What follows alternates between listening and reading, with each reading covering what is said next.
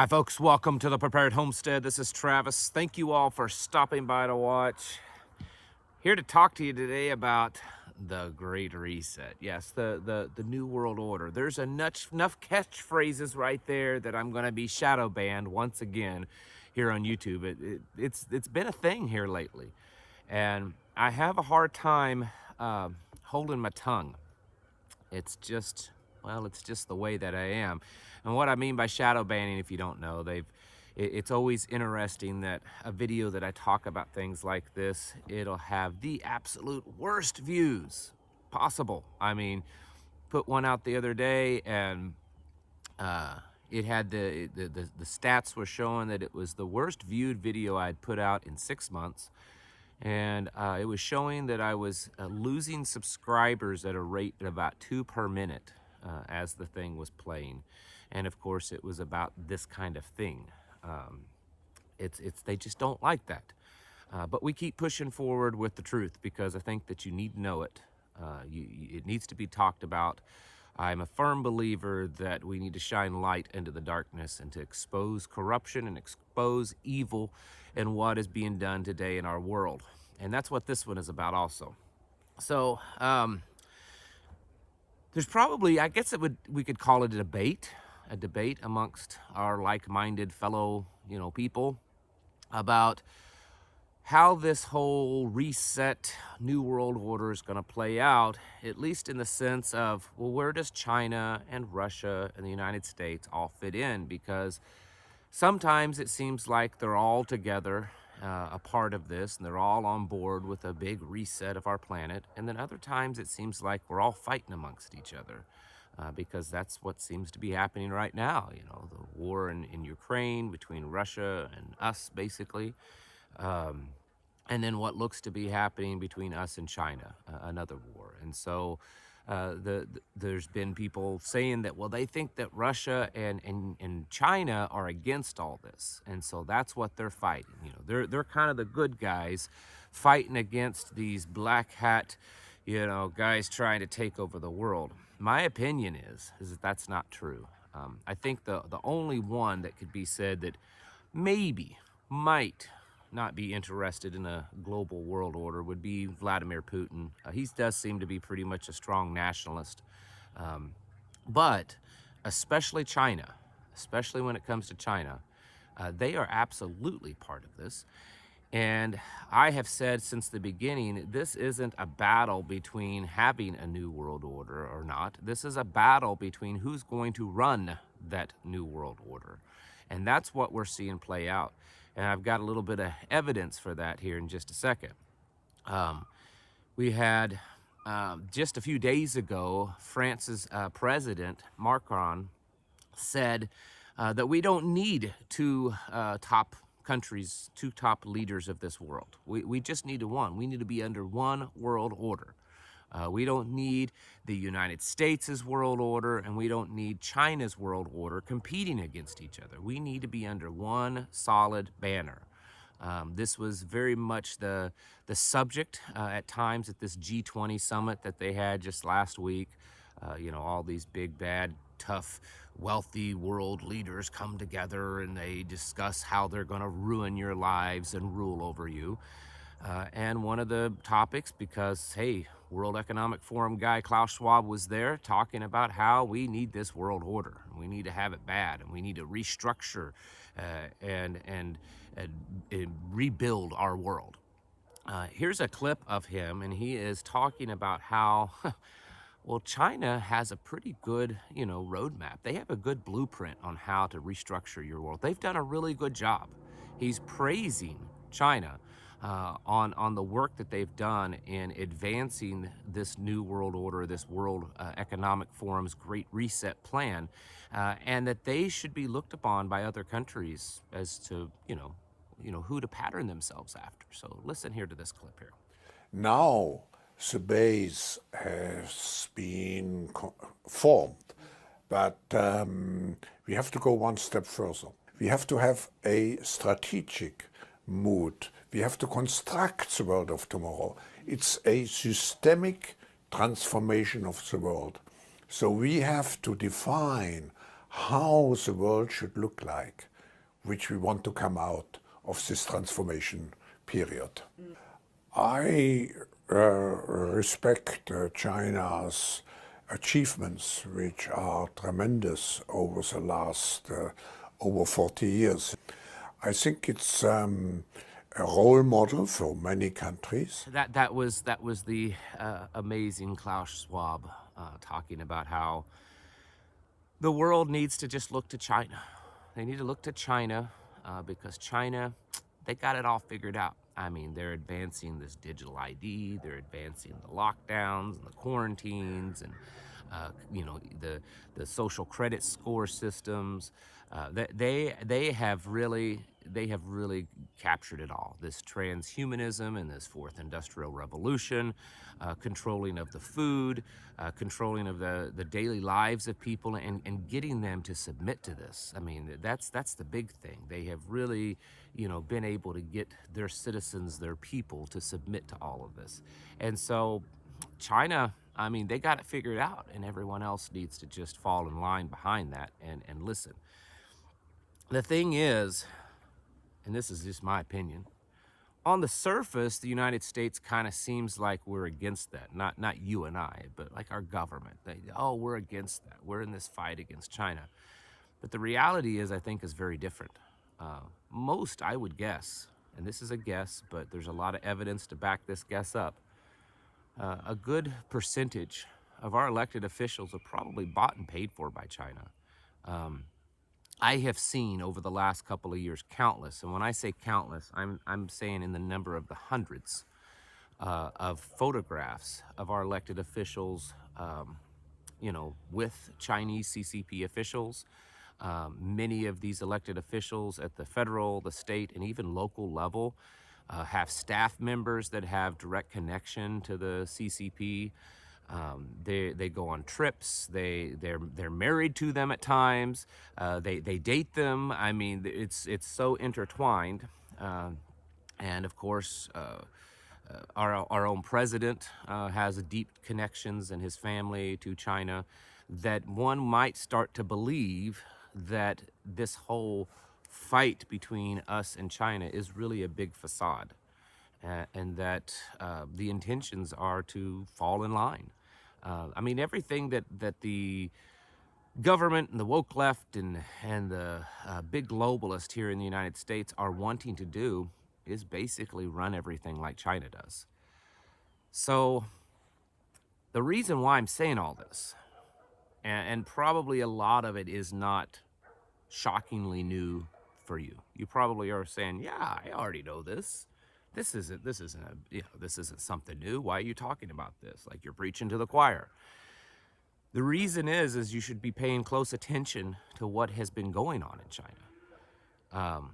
When Klaus Schwab talks about how great China has pushed this, you know, restructuring and everything, you need to be paying attention to it. It's not in the mainstream news. You have to dig around for it. And this has been going on for a while, but it appears just in the last few months that they have really kind of kicked it into high speed. There's massive lockdowns all over China, and they do them frequently. Is it just because of this current, you know, bug that's going around, that's still going around? Well, that's their excuse. But for their globalist plan to really work and their complete takeover of our lives, they need to condition the people for just regular lockdowns. It just needs to regularly happen. And so that's what they're doing there. It happens quite often. People are forced to stay inside their homes. They've even locked down businesses, and the employees are forced to stay in those businesses, not go home or anything for weeks at a time. And they just have food delivered to them. They have basically concentration camps all over the country, and tens of thousands of people go to them. Every aspect of their life is monitored, controlled. They have drones flying around telling people to stay in their homes or they'll get arrested. They have to scan their little phone ID thing everywhere they go, you know, and if it comes up, you know, that they don't get to go inside a restaurant, they don't get to go inside. They don't get to go shopping. They don't get to go anywhere if it doesn't pass. They have to have regular testing. They all have to be up to date on the thing. I mean, it's a dystopian nightmare there.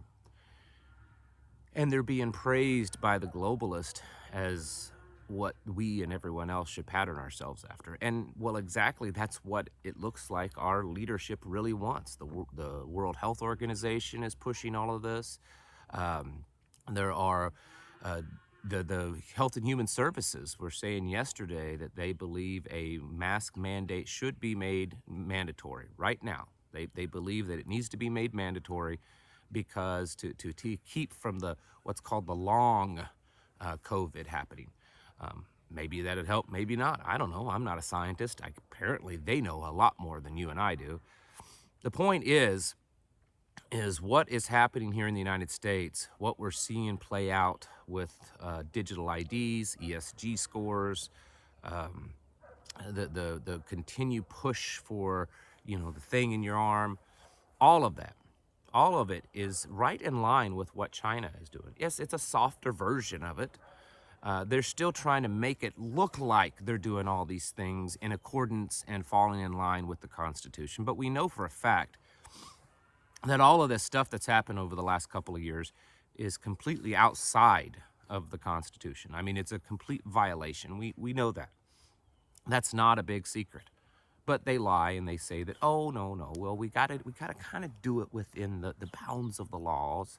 That's how they get things passed. They get the American people brainwashed enough to believe this garbage that's spewed, and it's being spewed not just in the far left media. I'm not here to just criticize the CNNs and the ABCs of the world. Fox News and Newsmax and all these others, they do it too, in a different way, but they certainly do it.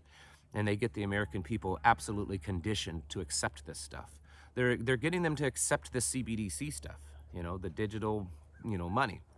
They're pushing that, and they're setting up the stage. They're setting up the chessboard right now with the cryptocurrencies debacle and everything else to convince everyone that this is the way to go, so that in a few months when they start rolling it out, people are going to say, you know what, that's a pretty cool thing. I mean, it's all on my phone. It's just, I mean, it's safe, it's secure. We don't have to worry about all this inflation up and down because they can control it so much better. Yeah, we got to do that. That'll help our economy. That'll help my bottom line. That's what they're doing. And it amazes me that so many people still can't see it. So many people are still blinded. They have the blinders over their eyes. They apparently they don't have the ear to hear the truth.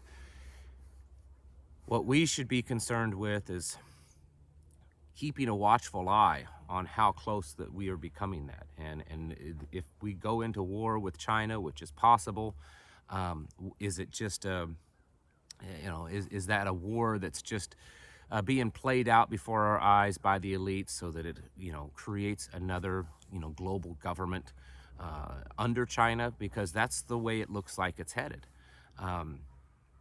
There's still people that believe that we could beat China. I'm not in that I'm not in that boat. I think China and Russia combined would be a very formidable force, and it would be very difficult for the West to take them down. They've been planning for this for a long time, and China has been acquiring massive amounts of resources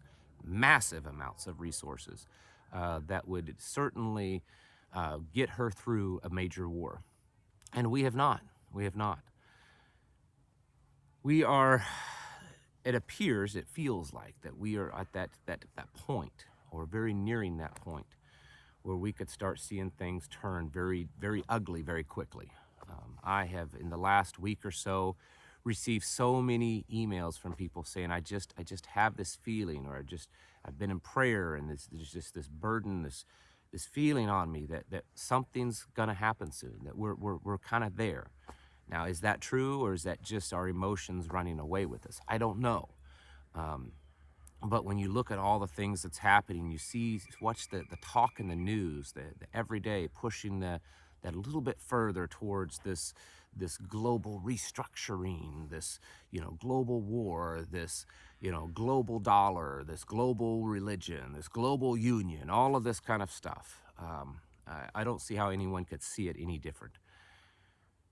We have to continue to prepare for that. This is why your personal preparedness and your community preparedness is so vital, of working on building little networks of groups of families. That's all it is. It's groups of families that work together, that support each other when it comes to education. You may have 5 or 6 families, and they all homeschool, and they help each other out. It makes it easier.